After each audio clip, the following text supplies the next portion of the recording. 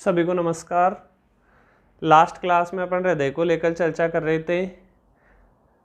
हृदय की कुछ बेसिक बातें अपन ने कर ली थी। जैसे अपन ने लिखा था कि भाई हृदय एक खोखला होता है और बंद मुट्ठी के आकार का होता है और लाल रंग का होता है।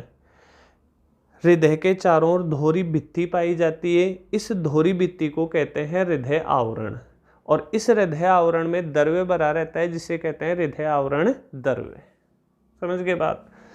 मैंने आपको ये भी कहा था कि 1 नंबर का अपना प्रश्न पूछा जा सकता है, हृदय आवरण द्रव्य का क्या कार्य है। क्वेश्चन समझ गए। हृदय आवरण द्रव्य का क्या कार्य है, क्या कार्य बताओगे। यह भारी आघातों से हृदय की सुरक्षा करता है। फिर मैंने आपको लास्ट टाइम पे ये कहा था कि नेक्स्ट क्लास में, मतलब आज की कक्षा के लिए ये कहा गया था कि अपन चर्चा करेंगे किसकी, हृदय चक्र,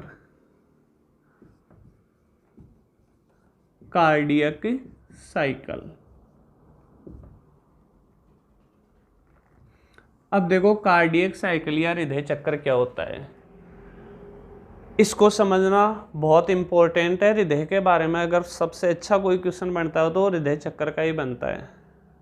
हृदय चक्र क्या होता है इसके बारे में आज की क्लास में अपना अध्ययन प्रारंभ करते हैं। तो सबसे पहले तो हृदय चक्र के बारे में पूछा जाए तो भी आपको हृदय की कुछ सामान्य बातें जो बतानी पड़ेंगी आपको। जैसे लास्ट क्लास में मैंने आपको कहा था ना कि हृदय, हमारा जो मानव का हृदय होता है उसमें 4 कक्ष होते हैं, मतलब 4 चैम्बर होते हैं। कौन कौन से, ऊपर वाले 2 तो आलिंद और नीचे वाले 2 निलय। तो सबसे पहले तो अपन ये लिखेंगे, मानव हृदय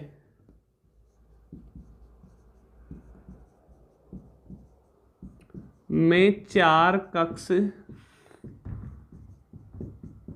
कक्ष लिख दो चाहे चैम्बर लिख दो, एक ही बात है। 4 चैम्बर होते हैं या 4 कक्ष होते हैं। कौन कौन से, 2 आलिंद व 2 निलय। 2 आलिंद व 2 निलय को अपन लिख सकते हैं दायां आलिंद व दायां निलय। फिर लिख सकते हैं अपन बायां आलिंद व बायां निलय।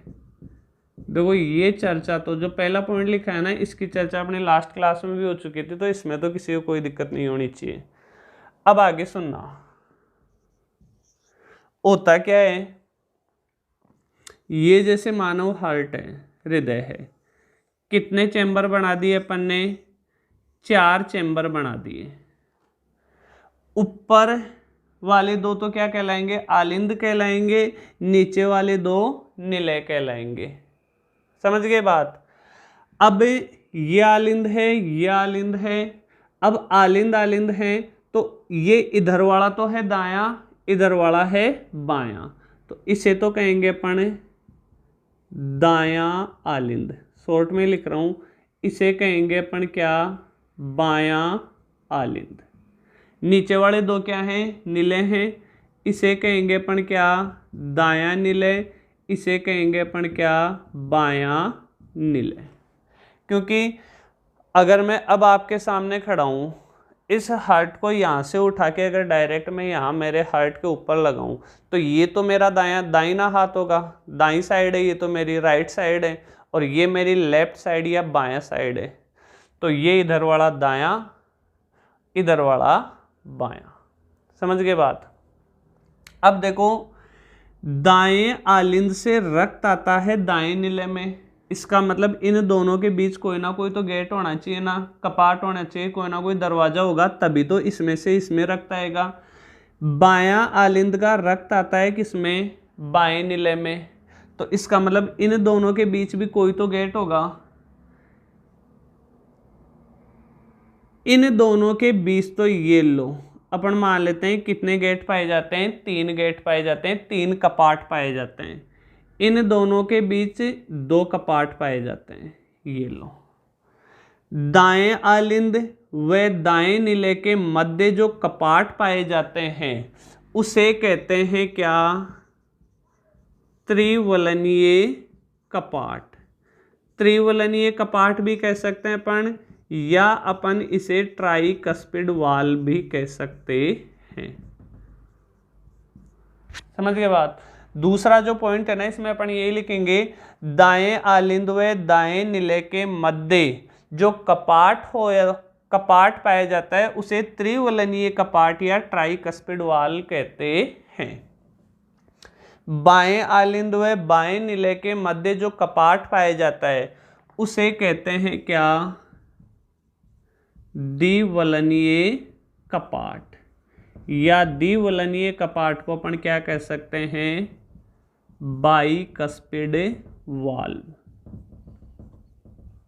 समझ गए बात। ये अपन दूसरा पॉइंट लिखेंगे, इन दोनों के मध्य ये वाला कपाट पाया जाता है, इन दोनों के मध्य ये वाला कपाट पाया जाता है, तो इसको अपन पॉइंट के रूप में लिख देते हैं, दूसरे पॉइंट को।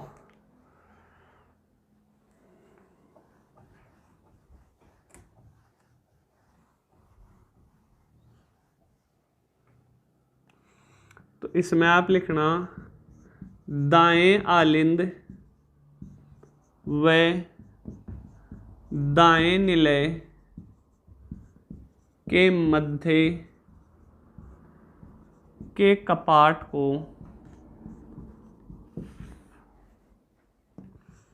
क्या कहते हैं? त्रिवलनीय कपाट, या कहते हैं इसे क्या? ट्राइकस्पिड वाल्व कहते हैं। फिर इसी पॉइंट में अपन लिखेंगे बाएं आलिंद व बाएं निलय के मध्य पाए जाने वाले कपाट को क्या कहेंगे अपन? द्विवलनीय कपाट। द्विवलनीय कपाट कह दो, या अपन ने इसी को नाम दिया था क्या? Bicuspid valve. ये सेकंड पॉइंट कंप्लीट। क्यों? अब इसके आगे देखो, इसका आप स्क्रीनशॉट ले लो और फिर तीसरा पॉइंट लिखते हैं अपन।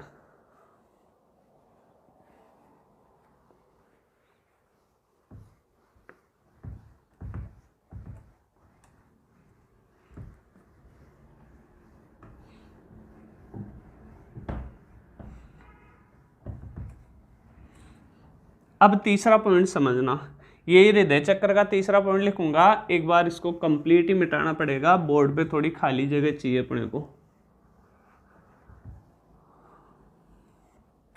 होता क्या है देखो, ये जैसे दायां आलिंद हो गया,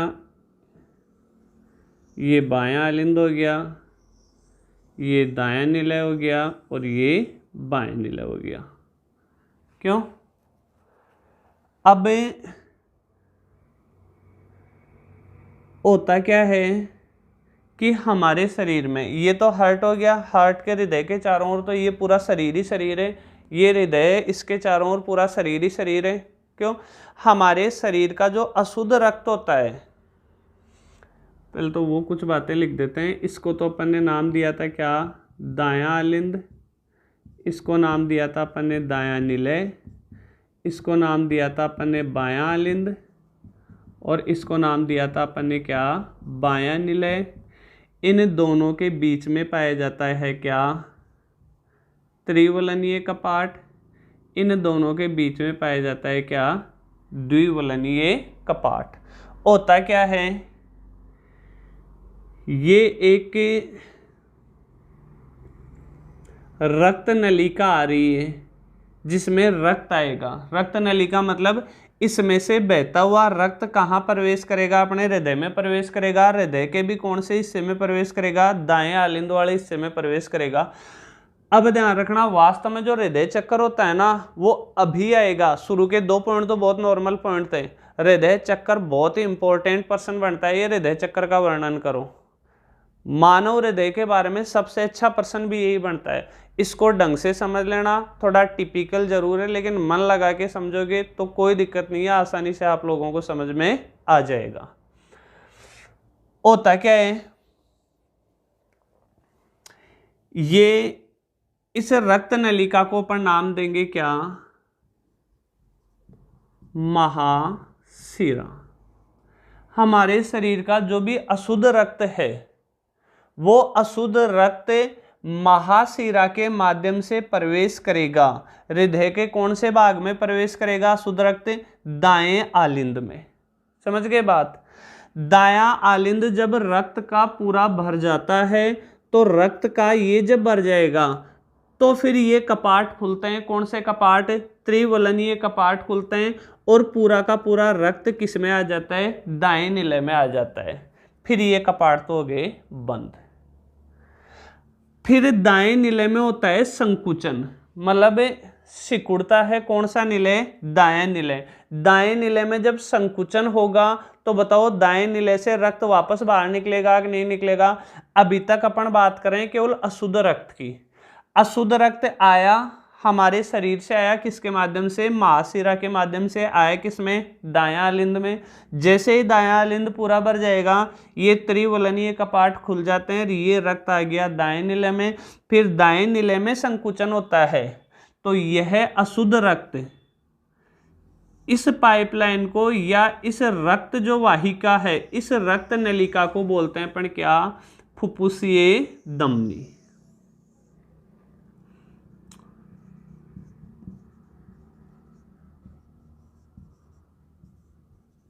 फुफ्फुसीय धमनी, अंग्रेजी में इसे कहते हैं क्या, पल्मोनरी आर्टरी। क्या बोलते हैं, पल्मोनरी आर्टरी। याद करो अपन ने फेफड़ों की चर्चा की थी। दायां फेफड़ा और बायां फेफड़ा, ये रक्त जाता है फेफड़ों में। बताओ फेफड़ों के पास जो रक्त गया वो अशुद्ध रक्त गया या शुद्ध रक्त गया। मैं एक पॉइंट भी एक्स्ट्रा नहीं बोल रहा हूं, जो सारी चीजें मैं आपको अब समझा रहा हूं ना वो सारे पॉइंट लिखेंगे बोर्ड पे अपन, तो समझ लेना।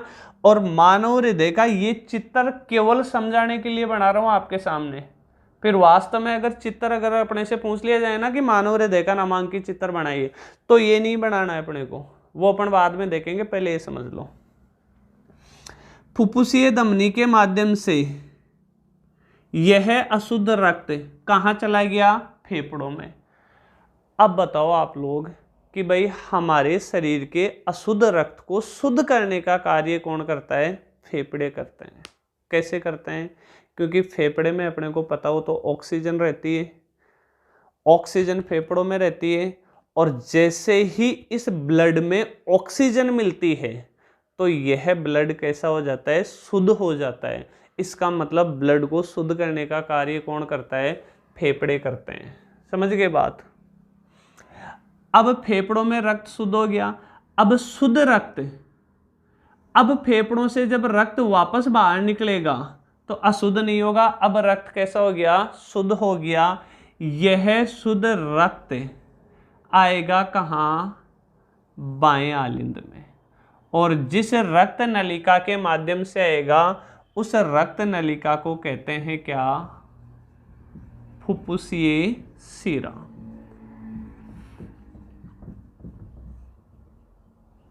समझ गए बात। फेफड़ों ने ब्लड को शुद्ध कर दिया। फेफड़ों से शुद्ध रक्त फुफ्फुसीय शिरा के माध्यम से कहां प्रवेश करता है, बाएं आलिंद में प्रवेश करता है। जब ये बायां आलिंद रक्त का पूरी तरह भर जाता है उसके बाद में कपाट खुलेंगे, कौन से, ये द्विवलनीय कपाट। द्विवलनीय कपाटों के खुलने से सारा का सारा रक्त जो बाएं आलिंद में था इन कपाटों के खुलने से कहाँ आ गया, बाएं निलय में आ गया। जब बायां निलय रक्त का पूरा भर जाता है उसके बाद में इस बाएं निलय में होता है संकुचन। संकुचन होता है, फिर ये रक्त जाएगा किसमें, महाधमनी में। इसे कहते हैं अपन क्या, महाधमनी। इस महाधमनी के माध्यम से शरीर के विभिन्न अंगों में यह ब्लड पहुंच जाएगा। और ये जो रक्त का प्रवाह कहलाता है, इसे ही कहते हैं अपन हृदय चक्र। क्या कहते हैं? हृदय चक्र। समझना, इस डायग्राम को पूरा दिमाग में रखना। एक तो समझ रहे हो बात। 2 पॉइंट अपन लिख चुके। तीसरा पॉइंट मैं आपको एक बार बोल के बताऊंगा क्या लिखेंगे अपन। तीसरा पॉइंट लिखेंगे और चौथा पॉइंट लिखेंगे। समझ गए बात? समझना, तीसरा पॉइंट क्या लिखेंगे। तीसरा पॉइंट अपन ये लिखेंगे, मानव शरीर से अशुद्ध रक्त, याद रखना कौन सा रक्त? अशुद्ध रक्त महाशिरा के माध्यम से दाएं आलिंद में प्रवेश करता है। जब दायां आलिंद पूरा भर जाता है, उसके बाद में त्रिवलनीय कपाट खुलते हैं। इससे रक्त कहाँ आ जाता है? दाएं नीले में आ जाता है। फिर दाएं नीले में संकुचन होता है। दाएं नीले में संकुचन होता है तो यह अशुद्ध रक्त फुफ्फुसीय धमनी के माध्यम से फेफड़ों में पहुंच जाता है और फेफड़ों में रक्त क्या हो जाता है? शुद्ध हो जाता है। तीसरे पॉइंट में तो अपन ये लिखेंगे, मतलब ये अशुद्ध रक्त आया, इन दोनों में आया और फेफड़ों में जाके शुद्ध हो गया। ये तो तीसरा पॉइंट लिखेंगे। चौथे पॉइंट में क्या लिखेंगे अपन? फेफड़ों से शुद्ध रक्त, क्योंकि अब तो जो रक्त होगा वो शुद्ध होगा। फेफड़ों से शुद्ध रक्त फुफ्फुसीय शिरा के माध्यम से बायां आलिंद में प्रवेश करता है। बायां आलिंद जब रक्त का पूरा भर जाता है तो यह द्विवलनीय कपाट खुलते हैं। इससे रक्त आ जाता है बाएं नीले में। फिर बाएं नीले में संकुचन होता है तो यह रक्त महाधमनी के माध्यम से शरीर के विभिन्न अंगों में पहुंच जाता है। ये लिखेंगे अपन चौथे पॉइंट में। कोई दिक्कत यहां तक? और ये अशुद्ध रक्त और शुद्ध रक्त, इसका प्रवाह ही क्या कहलाता है? हृदय चक्र कहलाता है। ये लिख देंगे अपन 5वें पॉइंट में। 5 पॉइंट अपने कंप्लीट होते हैं, हृदय चक्र भी अपना कंप्लीट। आप लोग इसको बना लेना एक बार समझने के लिए। क्यों? स्क्रीनशॉट एक बार तो लेके रख लो, फिर आप बनाते रहना। अब मिटा देता हूं इसको। अब तीसरा पॉइंट लिखते हैं अपन।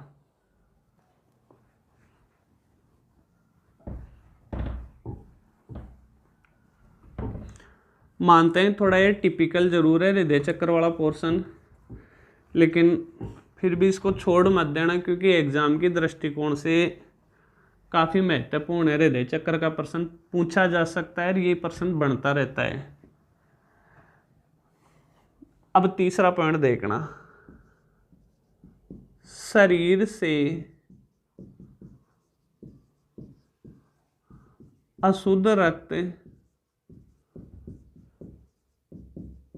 महाशिरा के माध्यम से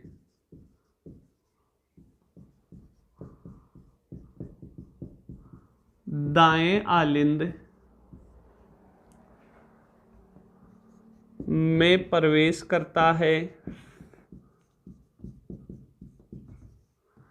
जब दायां आलिंद रक्त से भर जाता है।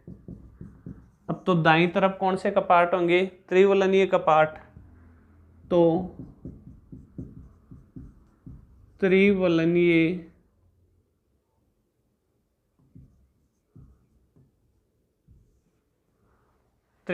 कपाट लिख दो, चाहे इसी का दूसरा नाम दिया था अपन ने, क्या? ट्राइकस्पिड वाल। तो त्रिवलनीय कपाट खुल जाते हैं तथा यह रक्त दाएं निलय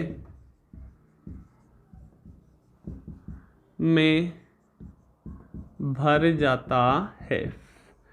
फिर दाएं निलय में क्या होगा? संकुचन। फिर दाएं निलय में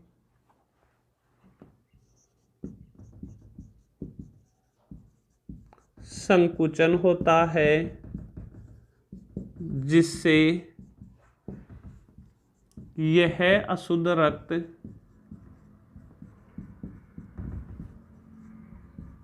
किसके माध्यम से? फुफ्फुसीय धमनी के माध्यम से कहाँ पहुंचेगा? फेफड़ों में पहुंचता है। यहाँ तक कोई दिक्कत? अब इसी में बिना अगला पॉइंट डाले लिख देना, फेफड़ों में यह अशुद्ध रक्त शुद्ध होता है, शुद्ध हो जाता है। अशुद्ध को तो कहेंगे पण अनऑक्सीकृत रक्त और शुद्ध को कहेंगे पण ऑक्सीकृत रक्त। समझ गए? ऑक्सीकृत मतलब उसमें ऑक्सीजन मिल गई, इसी को तो अपन कहेंगे ना। ये थोड़ी है कि भाई अपने रक्त में भी कोई मिलावट आती है, जैसे बाजार के सामान में मिलावट आती है, वैसे मिलावटी रक्त नहीं होता अपना।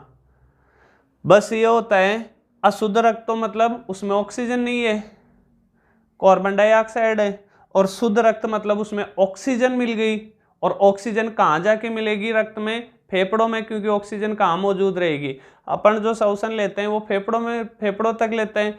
फिर फेफड़ों से ये ऑक्सीजन है वो अपने ब्लड में जैसे ही मिलती है तो वो ब्लड कैसा होता है? ऑक्सीकृत हो जाता है, मतलब शुद्ध हो जाता है। तो शुद्ध रक्त कह दो चाहे ऑक्सीकृत रक्त कह दो, एक ही बात है। फिर चौथे पॉइंट में इसी आधार पे लिखेंगे। अब फेफड़ों से शुद्ध रक्त आएगा तो फेफड़ों से शुद्ध रक्त अब कहाँ जाएगा? अब यहां महाशिरा लिखा था, यहां लिखेंगे अपन क्या? फुफ्फुसीय शिरा। फेफड़ों से शुद्ध रक्त फुफ्फुसीय शिरा के माध्यम से कहाँ जाएगा? बाएं आलिंद में प्रवेश करता है।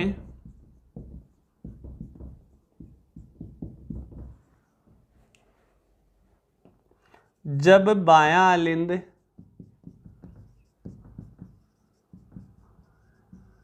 रक्त से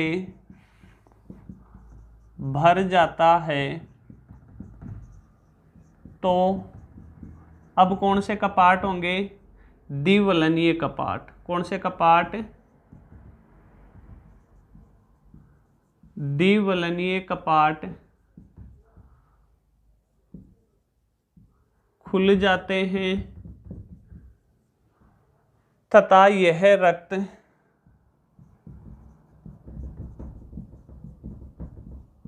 कौन से निलय में? बाएं निलय में। यह रक्त बाएं निलय में भर जाता है। फिर बाएं निलय में संकुचन होता है।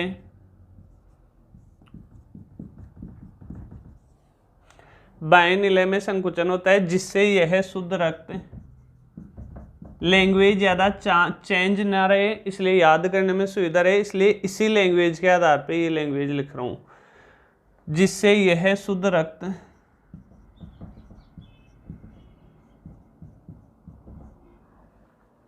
महाधमनी के माध्यम से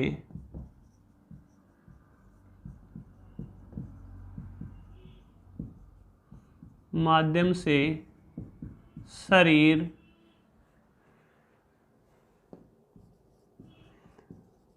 के विभिन्न अंगों में पहुंचता है। समझ गए बात? फिर पांचवा पॉइंट अपन लिख देंगे कि भाई शुद्ध तथा अशुद्ध रक्त का यह प्रवाही क्या कहलाता है? हृदय चक्र कहलाता है। पांचवा पॉइंट मैं ऊपर लिख देता हूं, हृदय में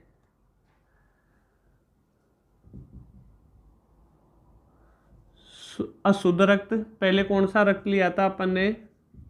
अशुद्ध रक्त। फिर क्या लिया था? शुद्ध रक्त। हृदय में अशुद्ध रक्त तथा शुद्ध रक्त का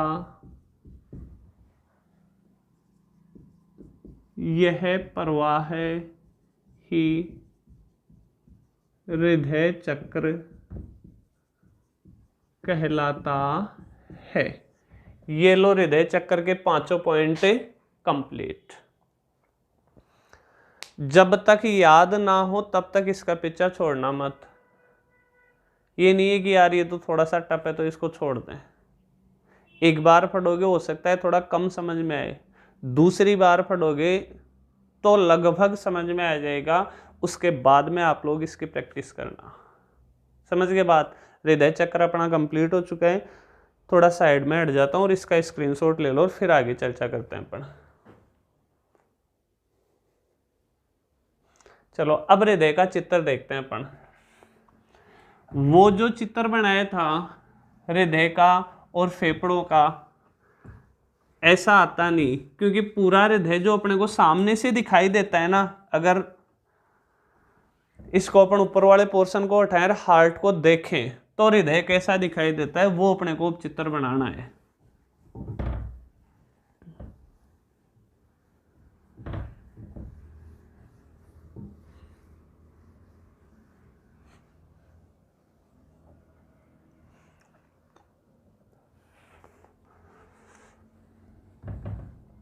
करें शुरू हृदय का चित्र।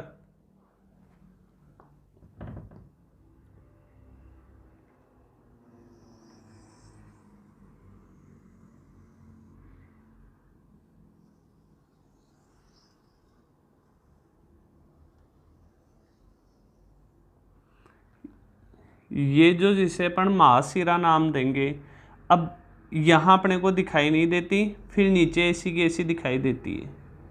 जो दिखाई देती है ना वो वाला पोर्शन ही बनाते हैं अपन इसमें। समझ गए बात। ये क्या है, महाशिरा। महाशिरा अपन ने नाम लिखा था जिसे अशुद्ध रक्त हमारे हृदय के अंदर प्रवेश करता है।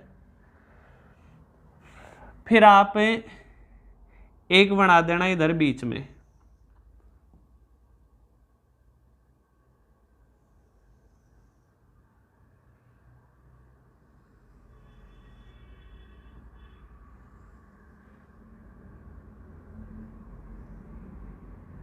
नाम अपन बाद में देंगे इसको। इसको इधर टच कर देना, इसको इधर टच कर देना। यहां तक शायद किसी को बनाने में कोई दिक्कत नहीं होगी, इतना सा तो बना ही सकते हो ना। फिर ऐसी 3 पाइपलाइन निकालनी है अपने को। ये सेकंड और ये सेकंड के जस्ट टच में ही कर देना थर्ड। ये बीच में से दिखाई नहीं देगी अपने को। अब इधर ये पहली तो इधर थोड़ी सी दिखाई देती है, ये सेकंड वाली यहाँ थोड़ी सी दिखाई देती है, इसका अंतिम भाग ये इधर दिखाई देती है। ये लो, इतना बनाओगे आप लोग। क्यों? अब फिर देखना, इसको यहां से बंद कर देते हैं, ये लो।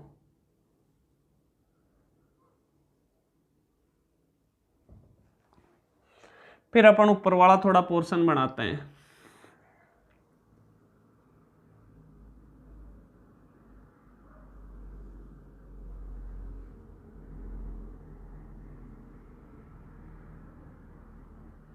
बनने में नहीं आए ना तो जैसे मैं बना रहा हूँ उस तरीके से बनाते जाना। धीरे धीरे धीरे धीरे धीरे धीरे लगभग आप लोगों की प्रैक्टिस हो ही जाएगी इसको बनाने की।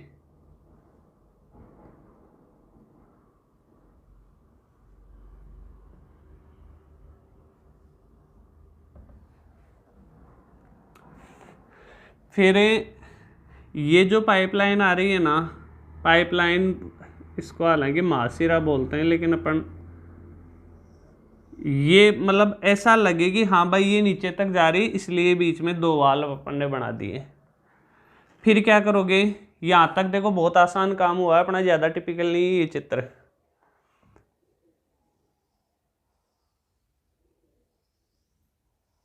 ये कपाट बना दिए अपन ने यहां, ऐसे ही कपाट बना देना इधर। बना दिए। इसको इधर जोड़ देना, इसको इधर जोड़ देना, ये लो, बस ये अपना हृदय का चित्र कंप्लीट। किताब में से बनाओगे, हो सकता है आपको कई साल लग जाएंगे समझने में चित्र को। बहुत आसान तरीके से मैंने बनाने का प्रयास किया है, एक एक स्टेप जैसा बनाया है वैसा आप बनाने का इसका प्रैक्टिस कर लेना। अब देखो नाम लिखे अपन, ये तो 2 आलिंद हो गए, ये 2 निलय हो गए।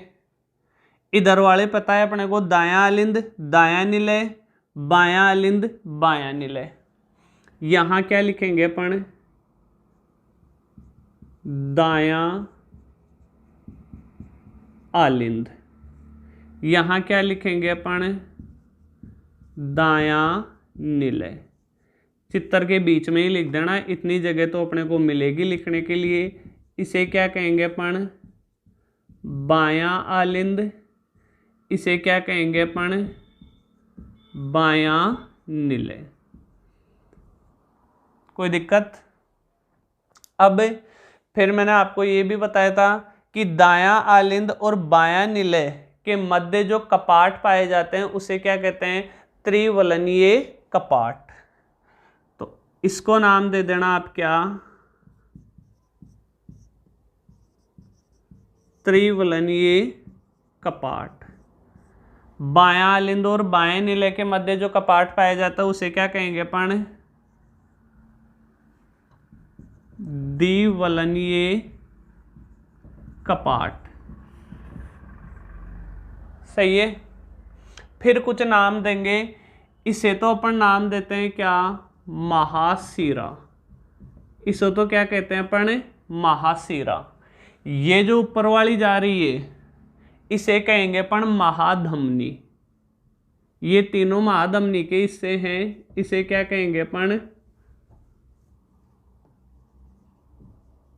महाधमनी। अगर दिखाई नहीं दे रहा है तो ऊपर मैंने लिख दिया है महाधमनी। क्यों? इसे कहेंगे अपन क्या, फुफ्फुसीय धमनी। और इसे नाम देंगे अपन क्या, ये दोनों फुफ्फुसीय शिरा के हिस्से, तो किसी भी एक पे लिख देना, ये क्या है, फुफ्फुसीय शिरा। ये अपना हृदय का चित्र कंप्लीट। तो इसको आप बनाने की प्रैक्टिस कर लेना। एग्जाम में अगर आपसे हृदय का नामांकित चित्र पूछा जाए तो ये आपको चित्र बनाना है, ना कि पहले जो मैंने बनाए थे ना, 4 गोले बना दिए, दायां आलिंद बायां निलय, दायां आलिंद बायां निलय और बायां आलिंद दायां निलय, वैसा मत बनाना। इस तरह से आपको बनाना है। समझ गए बात? चित्र को रोक रोक के, मतलब वीडियो को रोक रोक के हर एक एक लाइन आप आराम से धीरे धीरे इसको बनाते जाना। ये हृदय का चित्र अपना कंप्लीट। चलो ले वो इसका स्क्रीनशॉट, फिर अपन थोड़ी सी और हार्ट के बारे में जो बचा हुआ पोर्शन है उसकी चर्चा करते हैं। क्योंकि कई बार शिकायत ये भी रहती है आपकी कमेंट्स बॉक्स में कि सर थोड़ा सा साइड में हट जाए करो ताकि आप लोग स्क्रीनशॉट ले लो।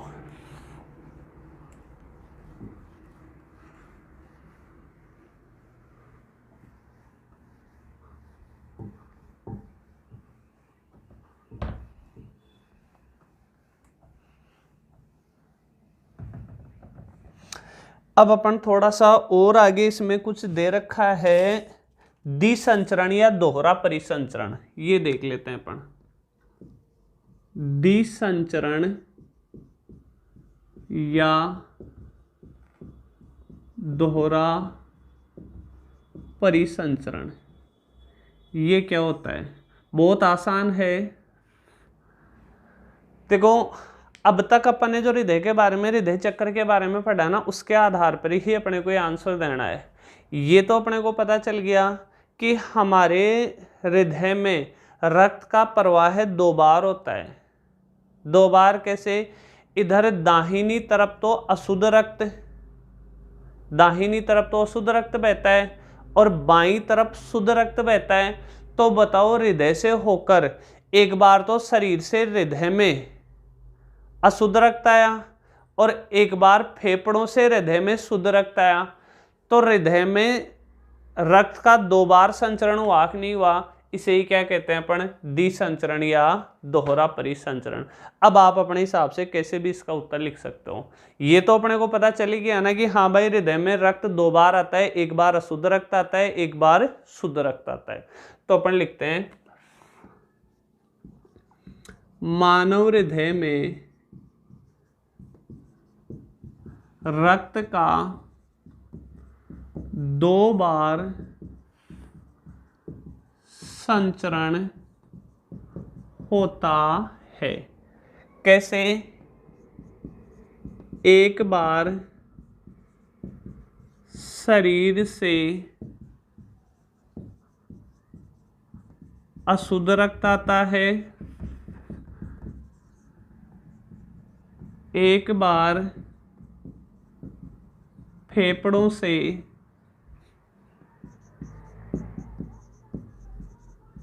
शुद्ध रक्त आता है। इसी को अपन थोड़ा सा और बढ़ा देते हैं। अशुद्ध रक्त दाएं आलिंद व दाएं निलय में बहता है तथा शुद्ध रक्त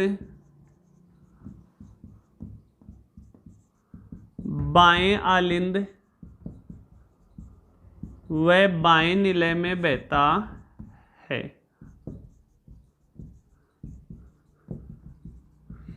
समझाने की आवश्यकता इसलिए नहीं है कि अभी अभी अपन ने चर्चा की थी, इधर वाले पोर्शन में दाएं आलिंद और दाएं निलय में तो अशुद्ध रक्त या शुद्ध रक्त था, और इधर बाएं आलिंद और बाएं निलय में कैसा रक्त था, शुद्ध रक्त था। तो एक तरफ अशुद्ध रक्त, एक तरफ शुद्ध रक्त। इस प्रकार रक्त हृदय से 2 बार गुजरता है, इसे ही क्या कहते हैं, दोहरा परिसंचरण कहते हैं।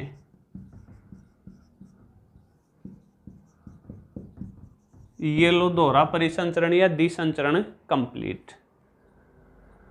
क्यों? अब इसका स्क्रीनशॉट ले लो। एक छोटा सा और बचा इसमें, क्या अब है रक्त वाहिकाएं, ब्लड वेसल्स। इसके बारे में अपन थोड़ी सी और चर्चा करते हैं।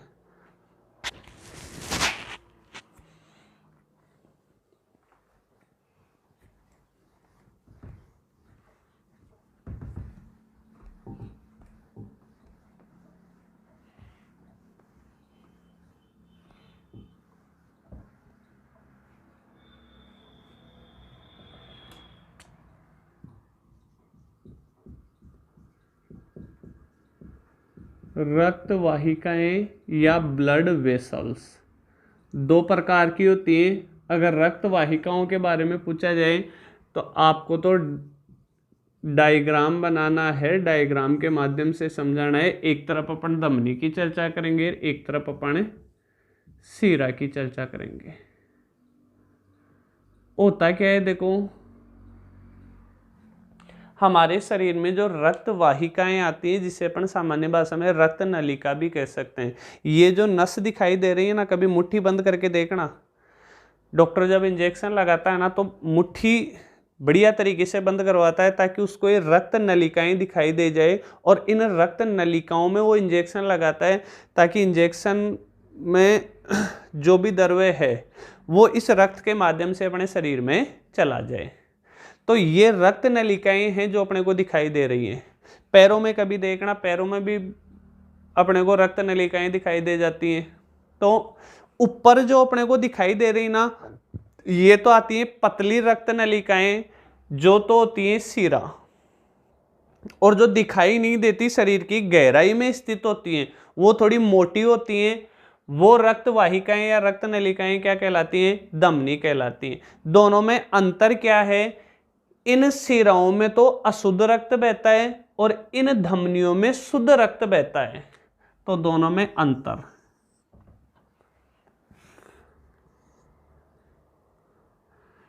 हालांकि 2 ही अंतर दे रखे हैं अपनी पुस्तक में, लेकिन थोड़ा सा और अपन इसको बढ़ा करके लिख देते हैं।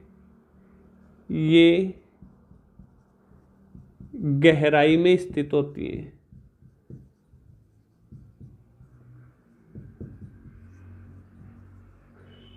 इधर लिख सकते हैं अपन, ये ऊपरी भाग में स्थित होती है।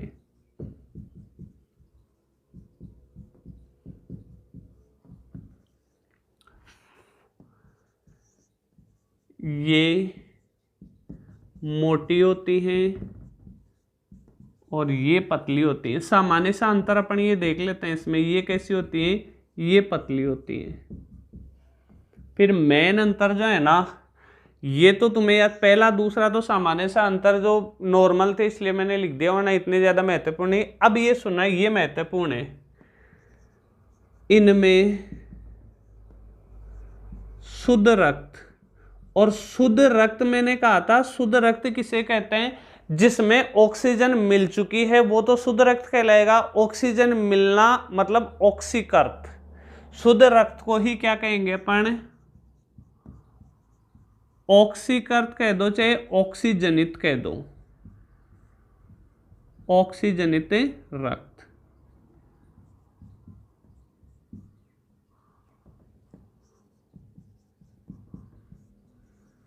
तो इनमें कैसा बनेगा, ऑक्सीकर्त लिख देते हैं अपन।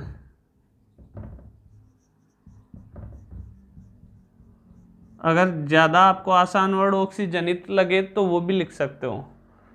इनमें कैसा रक्त बहेगा, अशुद्ध,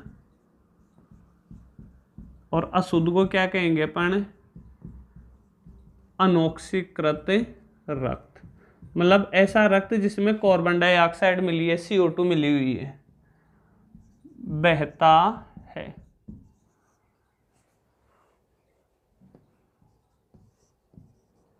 ये रक्त को हृदय से शरीर के